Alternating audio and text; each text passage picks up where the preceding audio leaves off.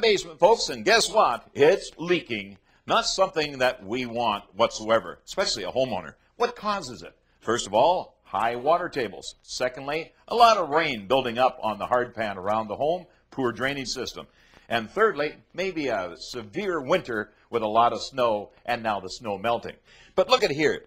This homeowner here has got a problem. Not only a problem with leaks, but the real quality of concrete work here has really something to be desired.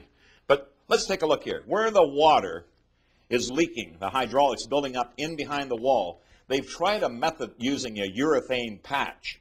And that urethane patch has only been put where obviously the wet mark was at the time that they put the patch in place. And you can see the water's bubbling in behind and ultimately will work to the outside and run down onto the floor. In fact, the floor is wet there right now. Now, the poor quality of this wall, look at the cold joint here. Now, that's this poor placement of concrete in the forms. In fact, the form ties here and here haven't been chipped out and filled with a hydraulic cement. Now, some builders will use an outside membrane system, which is very good as well. But in this particular case, it obviously hasn't been used. Now, down here, where they've tried to repair this wall by another method, using the coving method, and that's using hydraulic cement. Now, hydraulic cement built up against the wall, out on the floor, coving it, hoping that that's going to stop that hydraulic pressure from pushing water in. Well, as you can see, it didn't work. The water actually come up the wall and it's coming in a cold joint. A real mess. So water leak, leak, leak. You never can control it. And I thought, for this homeowner, I'm going to go and talk to the basement systems people and find out just how they'll go about doing the repair. Larry from Basement Systems. How are you doing, Larry? Real good, Shell. Hey, now this is quite an interesting problem here. We got water coming in a lot of different areas. How are you going to help me?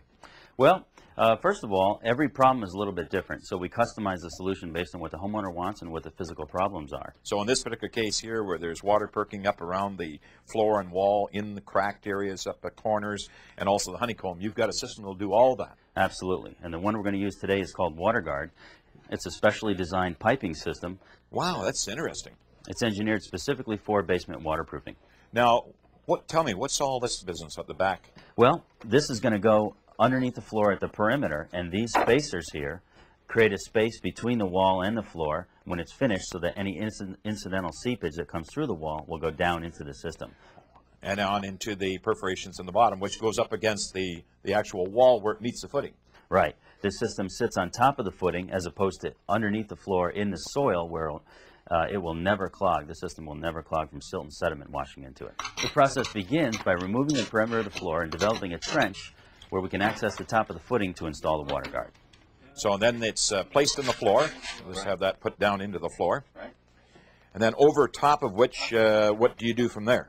Well, we're going to backfill it with some clean stone, and then we're going to reconcrete the floor flush so that all you'll see is a little lip sticking up above the floor. Now, the gravel that's being put in there now, that acts as obviously a drainage rock as well as a backer for the cement fill? Right. It just fills that space in between the original floor and the WaterGuard itself. And then where does that all lead to? Well, it takes all the water from the footing wall joint, from the walls, and from underneath the floor and drains it all around to a sump. Well, Larry, I see you got the sump pit put into the ground. Tell me about it. Right. This is our super sump, and we have the sump that goes underneath the floor and has holes in it to drain water direct from underneath the floor. And then we've run a pipe from our WaterGuard to the sump to drain all the WaterGuard from the perimeter through the WaterGuard system and into the sump. So there's virtually no water could build up under the slab or against the wall that's not going to be picked up in the super sump. That's right, Joe. Now, obviously, in the super sump, there's going to be a pump of some kind. But is this where the line goes out, the discharge? Yeah, we've already run the discharge line, and we're going to pump the water well away from the house outside. All right. Now, sumps and super sumps. Tell me about your pumps. Okay. This is the pump that's going to go in the hole. This is the primary pump. It runs off AC power, and it's a cast iron pump. It'll pump 2,600 gallons an hour, and it runs automatically, turned on and off. There's nothing the homeowner has to do. So therefore, a heck of a good quality unit there in a sump. Now, what happens in the event of a power outage? Well, good question. And in this case, we are installing an Ultrasound battery backup system. When the water rises above the point where the primary pump should normally turn on, it activates this switch, Hey, good idea. which will turn on this pump, runs off a battery, which will take over in the event of a power failure. There is an alarm that will sound off to tell the homeowner that they need to restore power to the primary pump when this is operating. So therefore, in the event of any maintenance ever required on the primary, then the emergency backup is there. That's right. This is really the ultimate system. Now that is a slick system, mechanically fastened right to the wall. Now, what are you putting on there? What is this called, this material here? This is called bright wall paneling.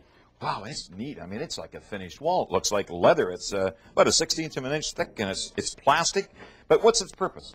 Well, the bright wall is to make the wall look a lot better, which of course it does, but it directs any seepage that comes through the wall down into the water guard system. So everything that comes through that wall is going to be directed just like a gutter system or an eave trough system right to the water guard. Right. Boy, down here, I can see what it's going to do here where this honeycomb section is. You see the water actually coming through there right now. So it'll come in behind the bright wall, down into the water guard, and away off she goes. That's right. Excellent. Now, you had another option that you put around the hot water tank, which was kind of neat. It's like a curb. Right. That's called flood ring. And flood ring is a water containment system. In the event the water heater ever leaks, it will contain all that water and drain it right into our water guard system. I see you put an actual drain in the floor and then took that drain right over to the water guard system, which again leads back to the sump. That's right. We found it was a very important feature because a lot of people have water heaters leaking over the years, and it floods their basement from that source. Now, once that water goes into the sump, and the sump looks beautiful, finished, I might add, and all connected up now to go outside. And one last option you put outside is called the ice guard. Right. The ice guard is a special fitting that ejects the water in the event that the discharge line freezes, so that if it ever does freeze, the homeowner's basement doesn't flood for that reason. Absolutely great. Larry, you've put it all into this system. I think the basement system has got to be one of the best. Thanks, Shell. You bet.